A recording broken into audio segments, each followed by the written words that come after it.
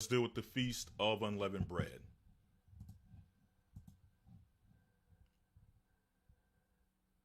Okay. Let's get to the initial institution of it. Going to the book of Exodus, the 12th chapter.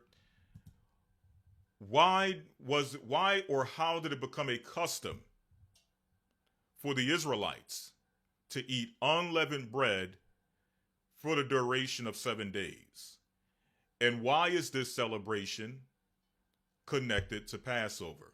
Well, to answer that question, we go to the book of Exodus, the 12th chapter, and it gives us the history behind it.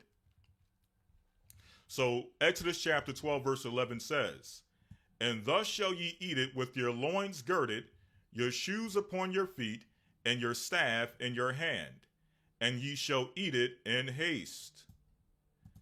So this is our first clue to understanding how unleavened bread became a custom, an annual custom for the Israelites from one year to the next. Right? So when we ate the Passover, it tells us, if I can go back up just a little bit more to see if it explains, it's really going to explain it as I read down why we were to eat the Passover in haste, why we ate it with our staff in our hand, why we ate it with our shoes on our feet. All of this had significance, right? So it says, "Thus shall ye eat it with your loins girded," meaning fully dressed, "your shoes on your feet, and your staff in your hand." In other words, when you eat the Passover, you must eat it as if you are ready to leave no soon as the meal is complete. "And ye shall eat it in haste," meaning ye shall eat it quickly. It is the Lord's Passover. Now check this out. Why is it called Passover? It's going to explain. "For I will pass through the land of Egypt this night, and I will smite all the firstborn in the land of Egypt." So the Spirit of the Most High, or the Most High, sent a spirit through the land of Egypt that passed through the land of Egypt.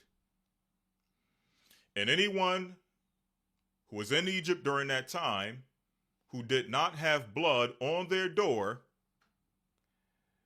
met the judgment by death of firstborn. Now, those who did have the blood on their door, that death angel passed over them. Hence, this is how we get the name of the feast, Passover. Right? But now dealing with unleavened bread specifically, let's get to that.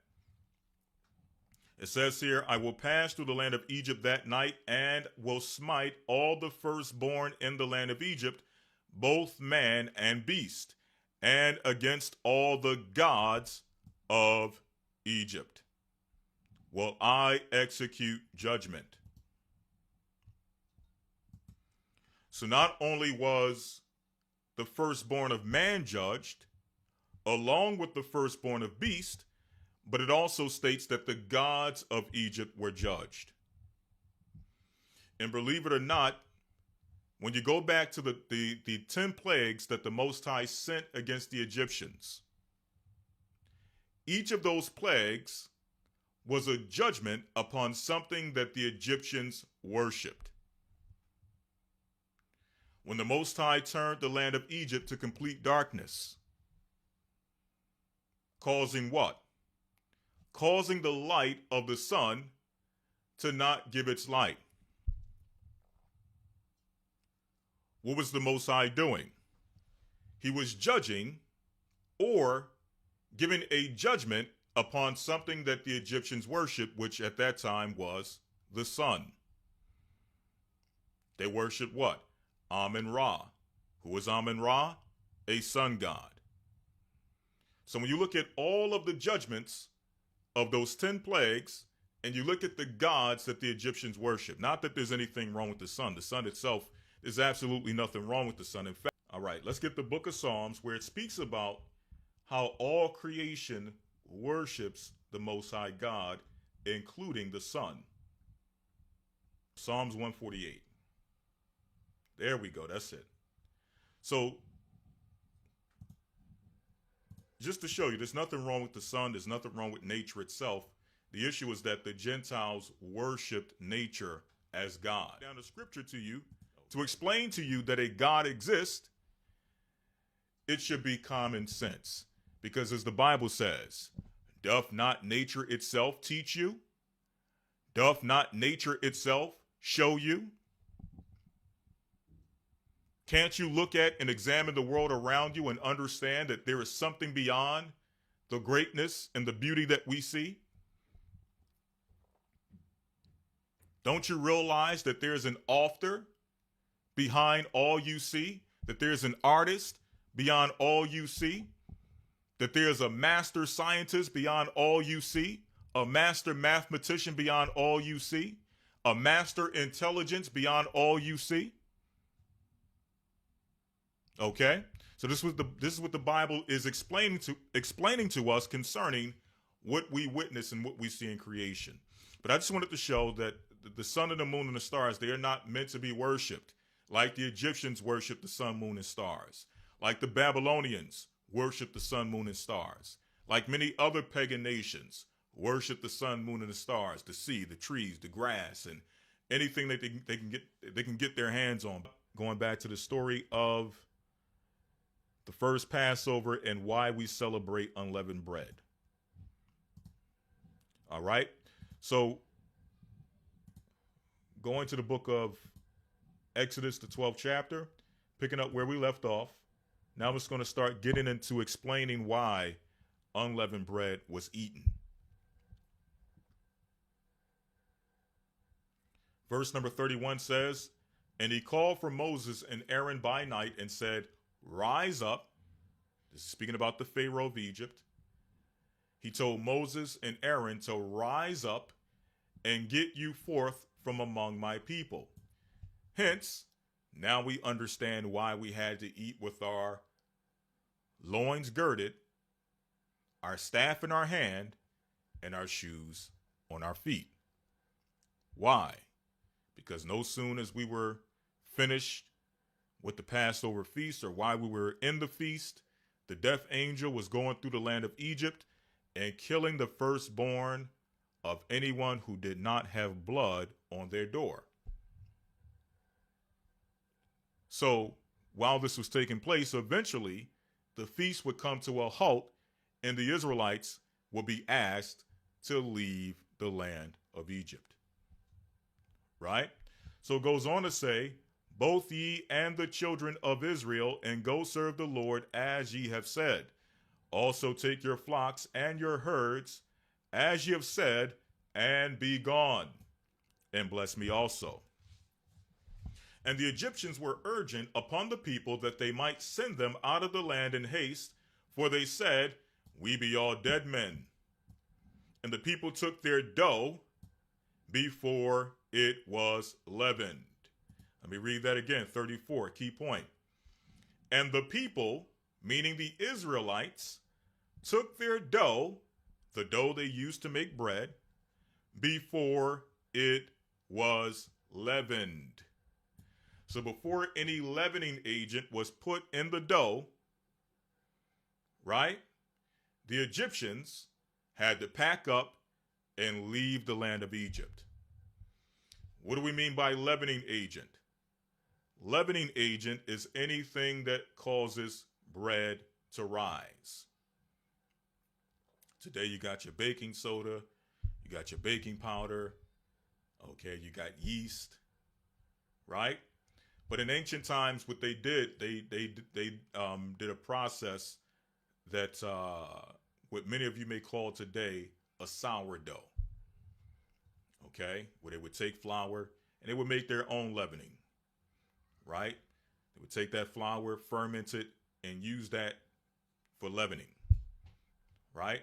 And when they made a lump of dough, or when they would make their dough, what they would do is they would take a lump and they would store up that lump and use it to make another batch of dough. And they continue that process on and on. So that's how they dealt with leavening in the ancient world. Some people still deal with that today, with, the process of making bread. Okay, so it says here, the people took their dough before it was leavened, their netting troughs being bound up in their clothes. So the netting trough is what you use to knead your bread, to knead your dough, right? To make your bread. It says their netting troughs being bound up in their clothes upon their shoulders. Everything was packed away. Again, they had to eat in haste. Why? They had to be ready to leave Egypt. Okay? So because of this, because we had to leave Egypt before our dough was leavened, for 7 days, we would eat unleavened bread. Again, that's bread without leavening. Now, many people may ask, well, does that mean that we only eat unleavened bread? Right? And when I say only, meaning you can't eat anything else but unleavened bread for 7 days. And the answer is no.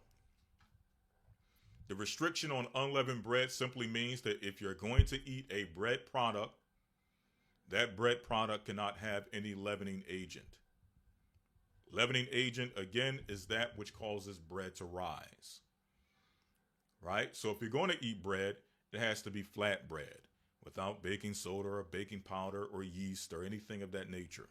That's what that means. So if for the past week you've been eating homemade flatbread or flatbread that you may have been able to find in the store that doesn't have any leavening in it or any yeast or any of that stuff in it, then you're perfectly fine.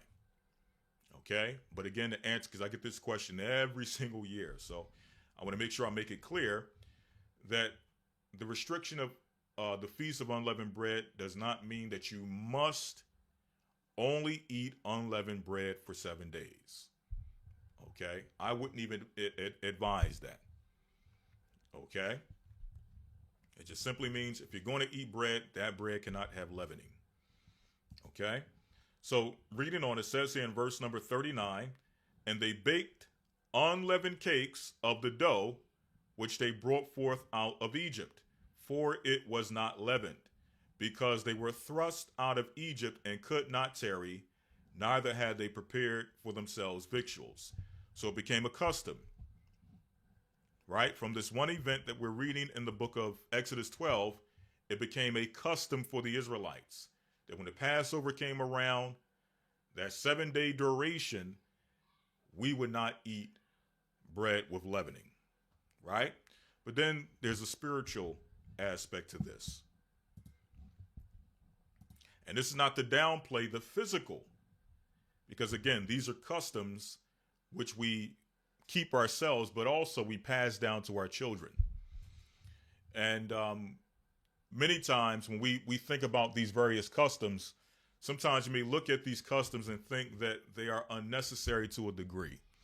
But when you're talking about developing a nation and developing culture, right, it's these very things that you're able to pass down to your children, and your children are able to pass down to their children. And it forms and foments an identity. It's something that separates them from the rest of the world. Okay?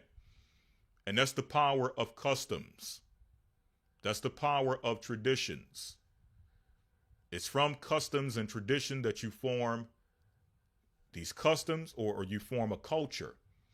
And it's the culture which serves as the fabric of a nation. Okay?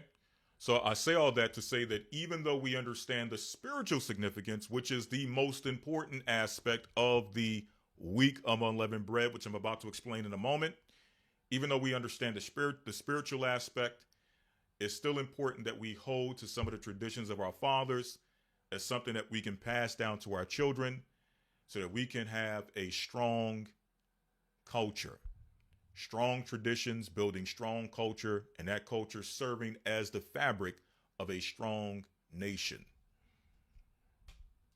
Okay? So now let's get into the spiritual aspect of this, because there is a spiritual lesson in all of this. It's bigger than just abstaining from cakes and cookies and bread and sandwiches and whatever people eat